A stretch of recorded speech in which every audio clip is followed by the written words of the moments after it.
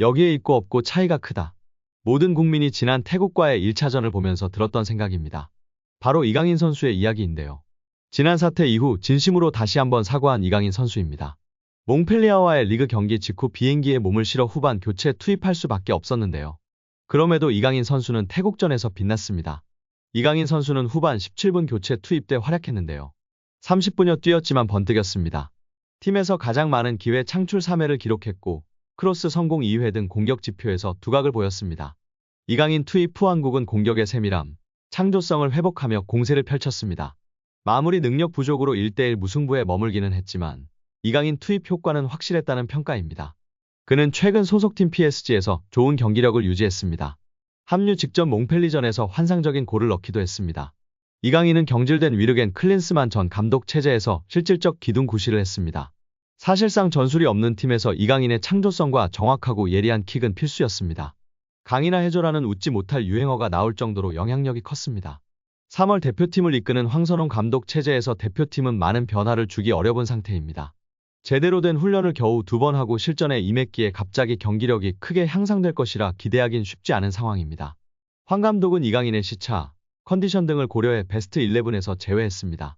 팀 내 갈등과 사과 등 외적인 사건을 뒤로하고 그는 19일이 돼서야 귀국했었습니다. 선발로 나설 만한 상황은 아니었습니다. 26일 태국 방콕에서 열리는 리턴 매치는 다른데요. 이강인은 다른 선수와 같은 조건에서 경기를 준비하고 있어 선발 출전이 유력합니다. 태국은 첫 맞대결에서 예상대로 만만치 않은 경기력을 보였습니다. 원정에서 비긴 만큼 안방에서 더 강하고 적극적으로 나올 가능성이 큽니다. 태국은 본래 공격적이고 능동적인 축구를 구사하는 팀으로 알려져 있습니다. 이강인이 선발로 나오면 전반부터 날카로운 공격을 구사할 수 있다는 점에서 도움이 될 수 있습니다. 이제 이강인은 한결 홀가분한 모습이었습니다. 인천국제공항 출국과 수완나품공항 입국 그리고 훈련장에서도 미소를 띄었습니다. 동료들과 완벽히 녹아들어 훈련을 소화했습니다. 대한축구협회 관계자는 방콕 도착 전후로 이강인이 많이 밝아졌다고 귀띔했습니다. 특히 식사 시간 동안 편하게 대화를 나누면서 경기를 준비하고 있다고 알렸습니다. 탁구 게이트가 일단락됐습니다. 이강인과 대표팀은 태국전에 포커스를 집중하고 있습니다. 한국 축구의 돌파구가 필요한데요. 갈등을 봉합한 뒤 다시 손을 맞잡은 신구 에이스 손흥민, 이강인의 득점력에 기대를 걸 수밖에 없습니다. 대표팀에서 현재 지금 가장 믿을 수 있는 창은 손흥민과 이강인입니다. 잉글랜드 프리미어리그에서 이번 시즌 14골을 넣은 손흥민은 대표팀에서도 가장 확실한 해결사입니다.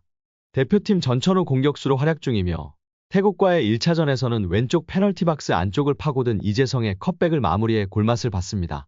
선발 베스트 11 복귀가 유력한 이강인과의 호흡이 기대되는 상황인데요.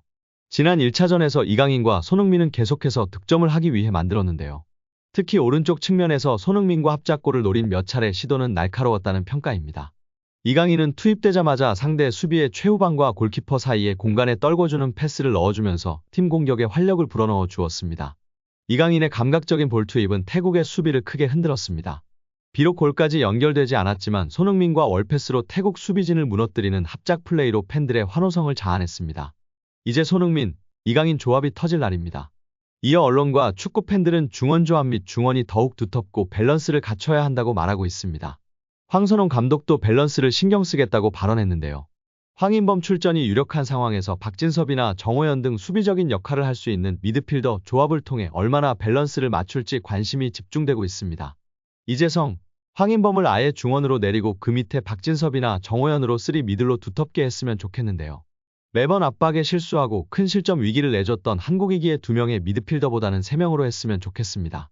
초반에 분위기를 잡지 못하면 상대 기를 살려주게 됩니다.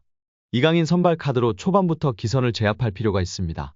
특히 이번 태국 방콕 원정에서 패배하면 대한민국 축구 국가대표팀의 월드컵 최종 예선 진출도 장담하지 못하는데요.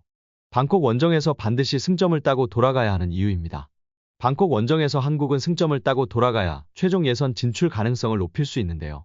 방콕 원정에서 승점을 따지 못한다면 상상하지 않았던 2차 예선 경우의 수를 따져야 합니다. 방콕 원정에서 가장 최근 패배한 건 지난 1998년 방콕 아시안게임 8강전입니다. 남자 축구 8강전으로 당시 허정무 감독이 이끌던 대표팀은 2명이 퇴장당한 태국을 상대로 당시엔 존재했던 연장 골든골을 얻어맞고 1대2로 무릎을 꿇으며 탈락했었습니다. 그리고 2016년 울리 슈틸리케 감독 시절 치른 방콕 원정 친선 경기에선 석현준의 결승골로 1대0으로 승리했습니다. 당시엔 친선 경기였고 경기장도 라자망갈라 스타디움이 아닌 수파찰라사이 경기장으로 다른 곳이었습니다. 라자망갈라 원정은 1998년 이후 26년 만에 처음입니다. 만약 한국이 28년 만에 태국 원정에서 패한다면 한국과 태국이 승점 동률이 됩니다. 여기에 중국도 싱가포르와 텐진에서 4차전을 치르는데 싱가포르를 잡는다면 중국도 2승 1무 1패로 승점 동률이 됩니다. 물론 골득실에서 현재 한국이 압도적으로 높아 1위를 유지하겠지만 일단 전적이 동률이 된 이상 1, 2위 확보를 장담하기 어렵습니다. 48개국 참가로 늘어난 2026 북중미 월드컵부터 아시아 지역 2차 예선은 각조 1, 2위 팀이 3차 예선에 진출하고 나머지 팀들은 2027 아시아 축구연맹 아시안컵 최종 예선으로 진출합니다. 최종 예선 통과에 실패하면 그간 한국이 이어온 월드컵 10회 연속 진출했던 역사가 사라지게 됩니다.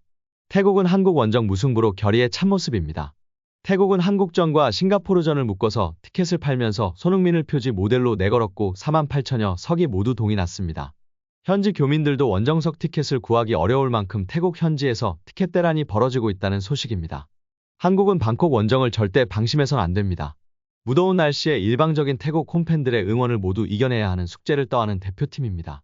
많은 축구팬들분들과 국민들이 느꼈던 것처럼 확실한 차이를 주는 이강인 선수가 이번 태국전에서는 멋진 어시스트나 골로 팬들에게 메시지를 전해줬으면 좋겠습니다. 우리 이강인 선수를 비롯한 우리 태극전사들 이번 태국전에서도 부상 없이 맹활약하길 기대하고 응원하겠습니다. 과연 이번 태국 원정 체감온도 35도가 넘는 찜통 더위라고 하는데요. 귀중한 승점 3점을 챙길 수 있을지 귀추가 주목되고 있습니다.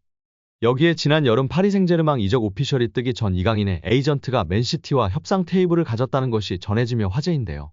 박문성 해설위원의 유튜브 채널에서 축구 전문 기자들과 함께 한 이야기를 통해 밝혀졌었습니다. 당시 아틀레티코 마드리드와 파리 생제르맹이 가장 유력한 최종 협상 후보 구단이었고 그전에는 프리미어리그 구단과 협상을 했었다고 전해들었다고 밝혔습니다. 구단 내부 기자들에게 들었던 정보로는 이강인의 에이전트가 이전에 SNS를 통해 프리미어리그 각 구단에 방문했던 것이 사실이고 브라이튼, 아스톤빌라, 맨시티와 협상을 벌인 것이 사실이라고 전했습니다. 특히 맨시티는 중원의 미래로 이강인을 점찍고 협상 테이블을 연 것이나 바로 즉시 전력감으로 생각하지 않고 영입 후 구단 그룹에 있는 스페인팀 지로나로 임대 보내는 것을 제안하였다고 하여 협상 명단에서 배제되었다고 합니다. 마요르카에서 지로나로 가는 것은 큰 의미가 없기 때문이었는데요. 맨시티였으나 지로나로 임대를 보낼 예정이고 앞으로 어떻게 될지 모르는 상황에서 맨시티의 도박을 받아들일 필요는 없었을 것 같습니다. 이 와중에 아틀레티코 마드리드와 PSG가 적극적으로 달려들었고 가장 확실하게 매듭을 지은 것이 PSG였다고 밝혔었습니다.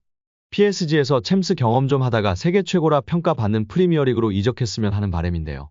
이번에 토트넘, 에버튼전을 직관 갔던 이강인 선수. 마음 한편에 프리미어리그 빅클럽으로 이적하고 싶다는 생각이 싹 텄으면 좋겠습니다.